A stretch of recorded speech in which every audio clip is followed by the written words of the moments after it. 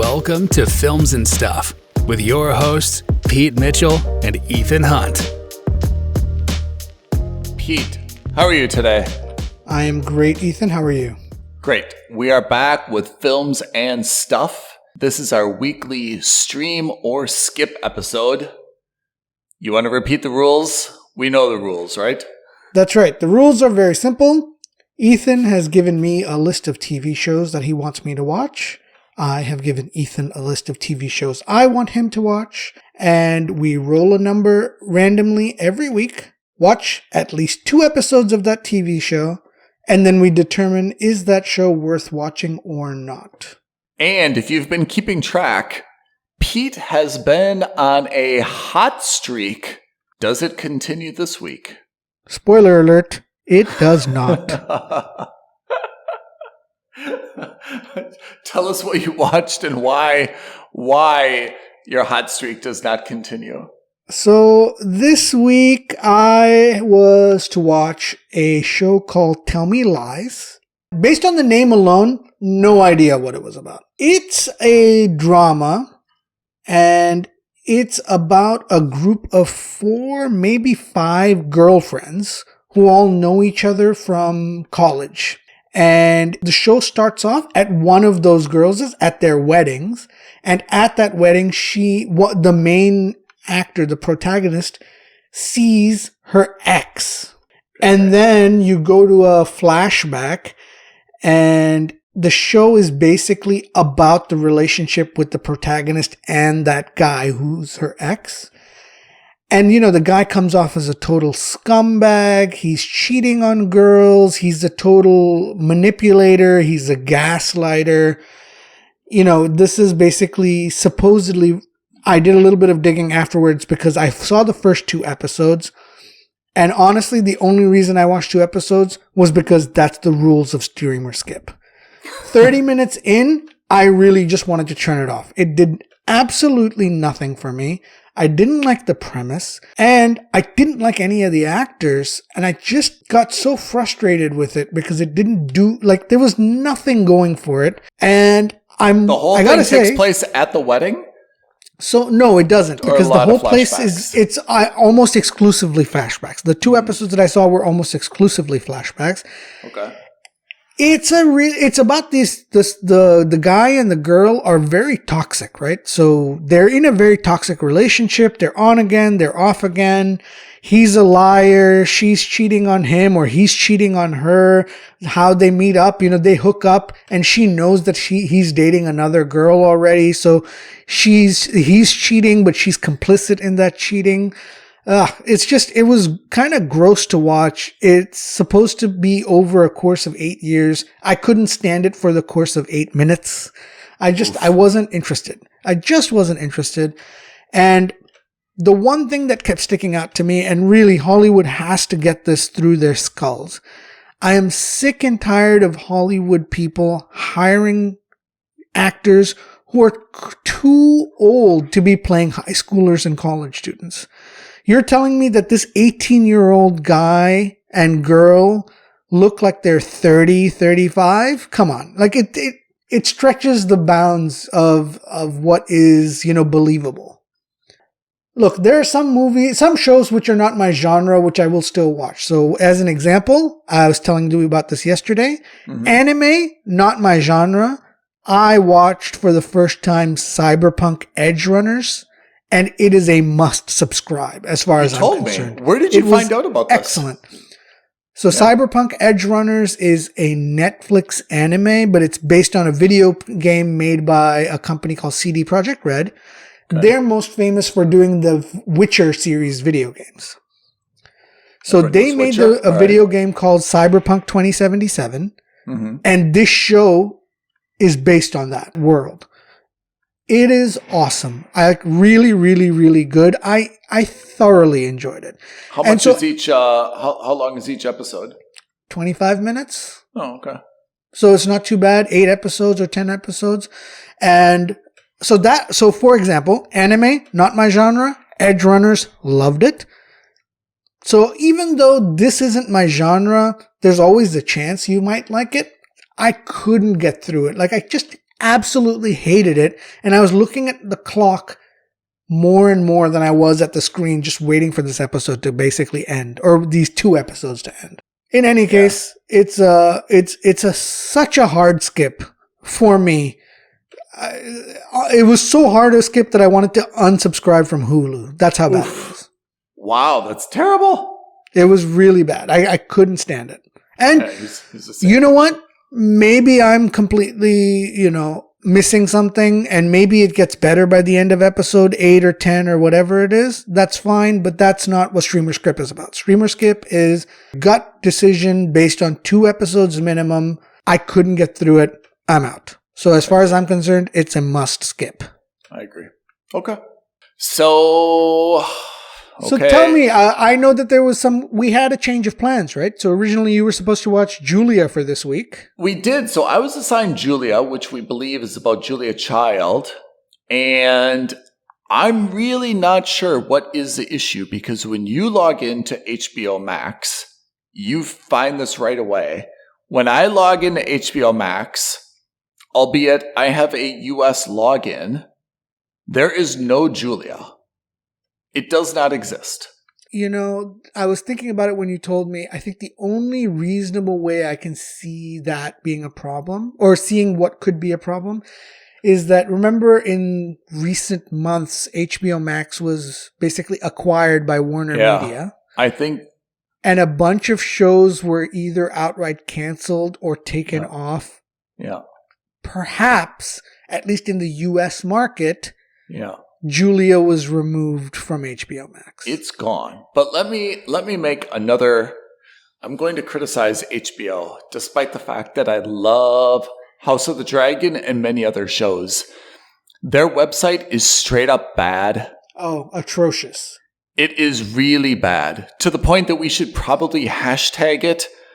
HBO has to fix it. And I'll tell you exactly the issue that I've had, and I'm sure other people have had it. My membership was up my subscription was up for renewal. I clicked the whatever to renew it.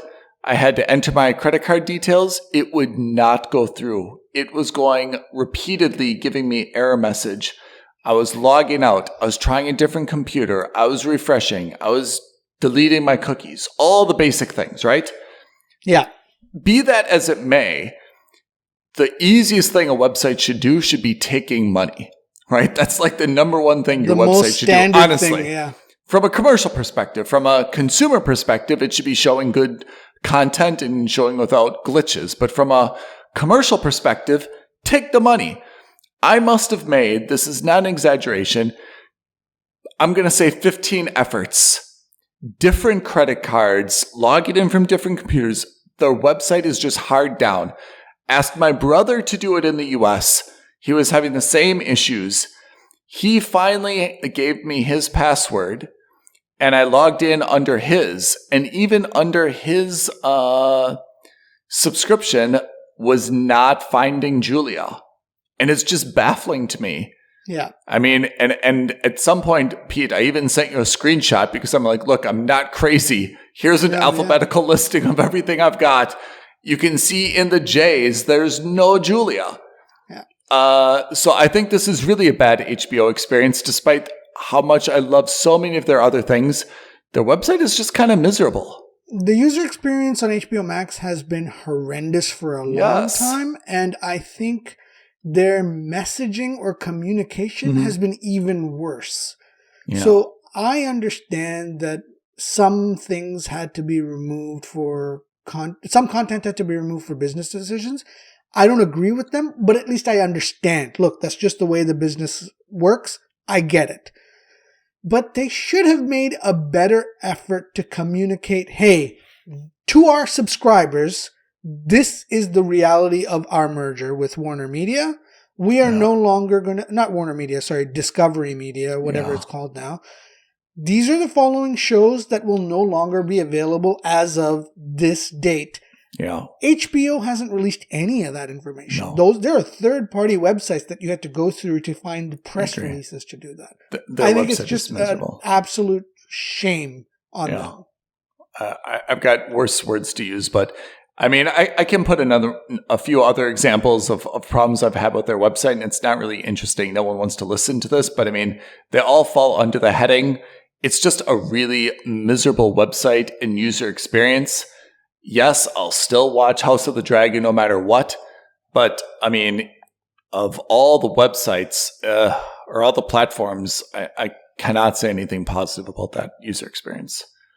So instead, in the absence of Julia, which I was, more than half interested in watching, I chose White Lotus since that was on your list and my list. And that's gotten a lot of, for me, I feel like there's a lot of like jibber jabber in the press about White Lotus. Am I wrong about this? Nope, you're absolutely right. There has been a lot of noise to the extent where it's actually quite surprising. There's 2 HBO shows that I think have really garnered a lot of press.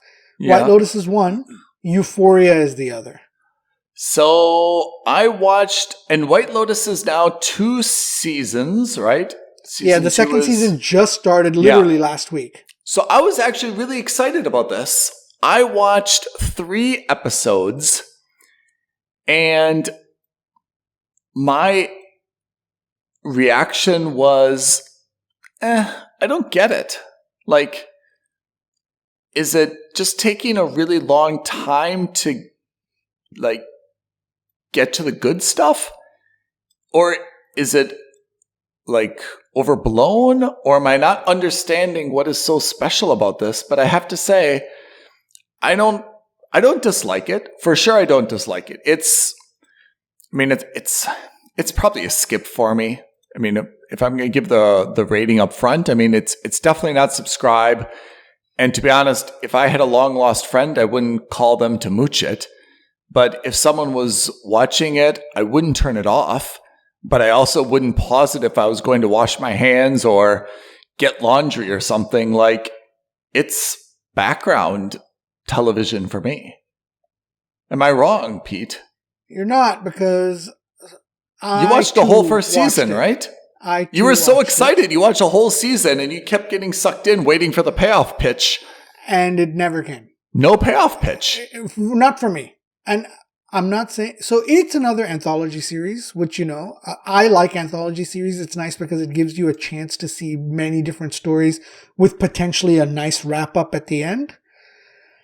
That wrap up never really came. And more importantly, I didn't find any of the people likable. Any of the actors, any of the characters, none of them were the ones that I was rooting for. In fact, I found all of them mostly miserable. Like, I really hated the kids. I didn't like the adults. The kids. The 2 girls are the worst. Oh, they're awful. The boy isn't bad, but he's not great either. But the 2 girls are the worst. I just found them I found the whole show to be quite miserable that way. I'm just really confused. And I didn't understand, like, I kept kind of waiting for something like, I bet this is going to be like funny. Okay, it's not funny. Well, I bet this is going to be like really erotic and there's going to be like all these like heavy sex scenes. After 3 episodes, I didn't see that. I'm like, maybe there's going to be like some big disaster and you're going to see everyone pull together. I didn't see that. I'm like, well, I'm not getting it. As far as I'm aware, this is just like 2 very bitchy daughters that are a terrible role model for anyone watching them and super annoying to suffer through.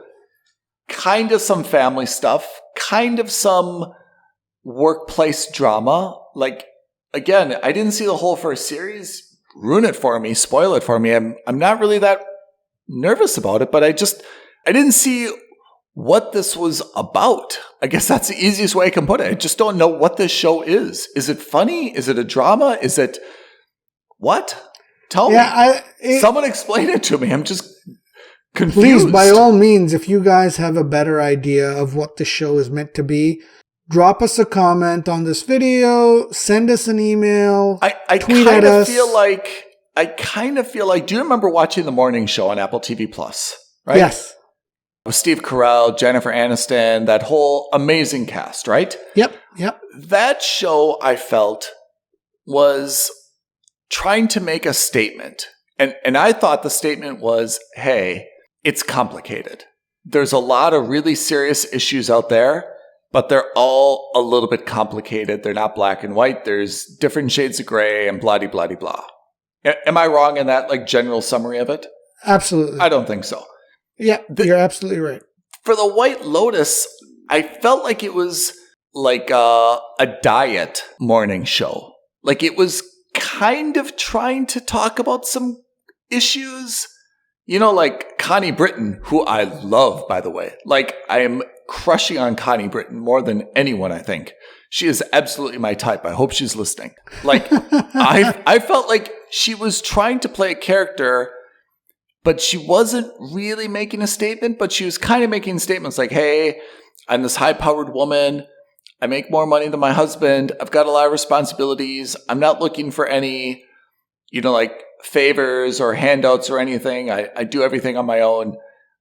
I felt like she was kind of making that statement, but not really, Tanya McCoy, Jennifer Coolidge, I just didn't understand what the purpose of the show was. Alexandra Daddario, who's amazing, right? Yeah. Again, like, is she career-driven? Is she having angst about being like the arm candy of her husband? Is she, Jake, Shane Patton, is he a mama's boy? Is he a spoiled rich kid? Is he right?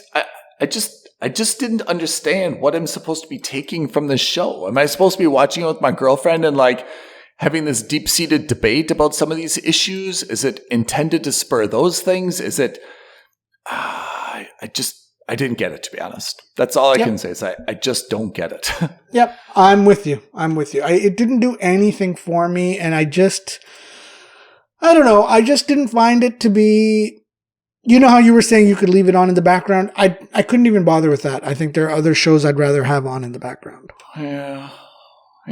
I have to say, though, of all the shows that we've watched, I would say the delta of my disappointment is highest with this show. My level of enthusiasm. Only because it's been so hyped. Yeah. Yes.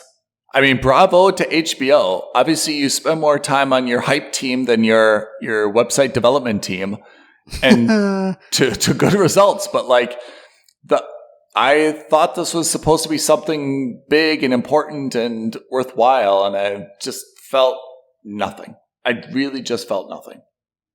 I think that's all I can say. No, I'm with you. So 2 unfortunately disappointing shows this week for both of us. Before we talk about what else we're watching, shall we roll our virtual die and see if we can redeem ourselves for next week? Yep, fingers crossed. So you're going to stay on HBO Max. I am. You're going to be watching Zendaya's latest hit, Euphoria.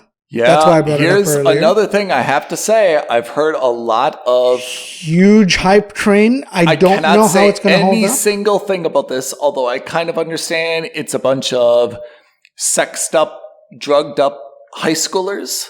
That's what I've heard.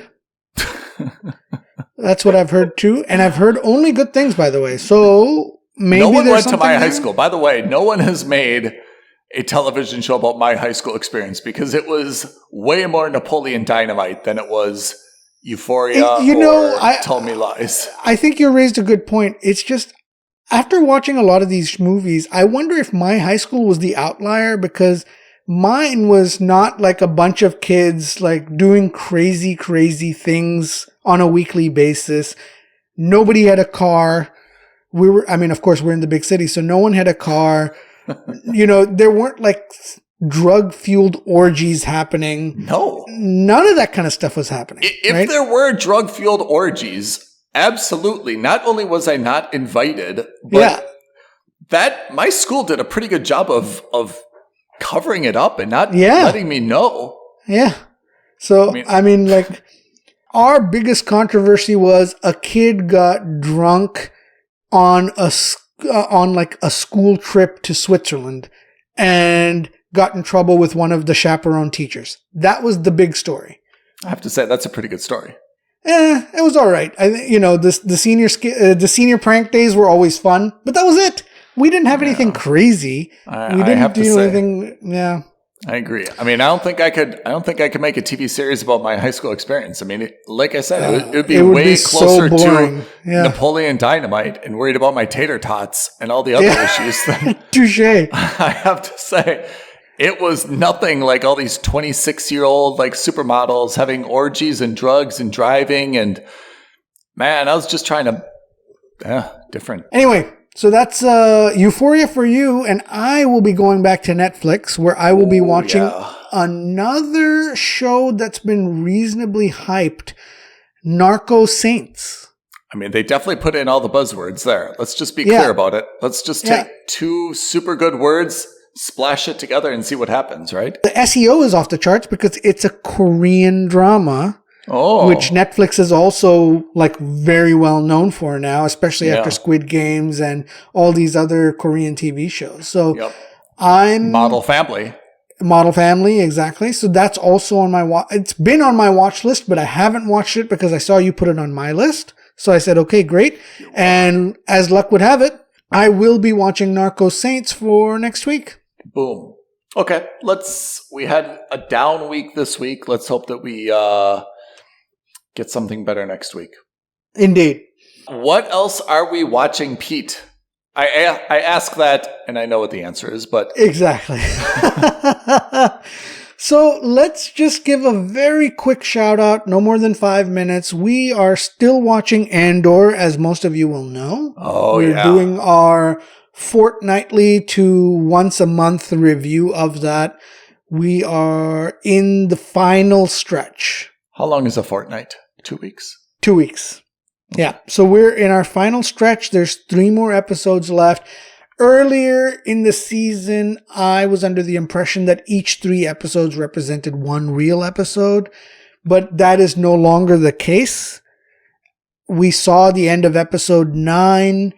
It didn't have the ending that either of us expected, but it does set up what I believe will be the ending for the season. The Great Escape is coming, right? The Great Escape is coming. So that's to come on, over the course of the next 3 weeks. We'll know more then. What else are we watching? Do we have time for anything else? We have just recently started a series called The Peripheral on Amazon Prime. In that regard, here's an advertisement. I'm going to plug the FNS podcast. Plug it. For Films and Stuff, we have also started doing weekly, at least for The Peripheral, weekly watch parties. So we will tweet out and we will put on Instagram a link that you can join. And if you've got Amazon Prime Video, you can join us and watch The Peripheral. And if you haven't watched it, spoiler alert, it's great. It is wow. I think it's really wow. Pete and I had a test run watch party, so let's call it un poco fiesta, on Thursday, just he and I. Then we opened it up to a wider audience on Friday, and we abide by the 3 E's, which are educate, entertain, elaborate. So everyone's welcome to put like some really good comments, and The Peripheral is fun for me because it's Jonathan Nolan, his wife Lisa Joy. They have such an intricate storyline that honestly a lot of people will catch things, and Pete and I were typing furiously to each other, and we noticed this. What do you think this line means? And do you think this means this? And how can we link this to this? I think that the more people who join and participate, it's a super, super cool experience. So please, if you guys are available, we'll do it again next Friday. We'll tweet out the times and the dates and the links and stuff. Join us and put in your 2 cents because it's super cool to learn other people's perspectives and theories on this show. Yeah. So the simple premise is The Peripheral is a sci-fi show near dystopian future about a brother and sister team who have access to this device that allows them to travel to other worlds, or more specifically, other times. And I don't want to say more because it is a spoiler, and it's such a good show that we don't want to spoil it. Just trust us. It's really good. Join us for a watch party. We're doing them every Friday. We will refine the times to see when it works the best for everyone, but we will tweet out and on our Instagram channels, send links. You should watch it with us. Trust us. And even if it's not with us, watch it yourself. Send us a comment, send us a tweet at F&S Podcast, or email us aloha@filmsandstuffpodcast.com. Trust us, this is quite possibly Amazon's greatest show of the year. I would put this. I think that's a very good statement. I totally agree with you. I think this and Rings of Power well surpasses Rings of Power, and I would say, to be honest, I think this even surpasses The Boys. It's that good. Oh, I haven't thought about The Boys. I'm going to put The Boys in 2021 so I don't have to make that distinction. But all right. But I have to say, and I think I said this to Pete after I watched the first episode, I told Pete, and I sincerely meant this, it was not hyperbole. I just finished episode 1. If I had the choice of watching now episode 2 or the season 2 premiere of House of the Dragon, I would say I'll watch House of the Dragon later. I want to go straight into episode 2.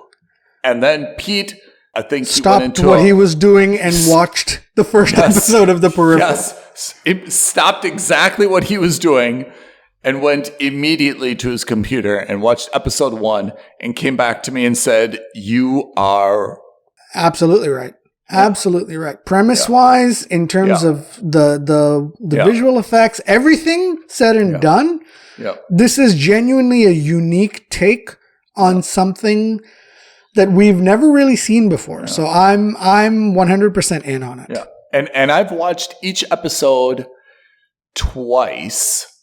First, just kind of going through it normal wise, and then secondly, I've skipped through some parts and rewatched a few conversations, and I really needed that. And now I feel like I've got a handle on where we are. It's almost like watching Tenet. Yeah. Yes. Kind of. That? Yeah. Kind of. Where the first time you're like, that was amazing. I don't get it, but I love it.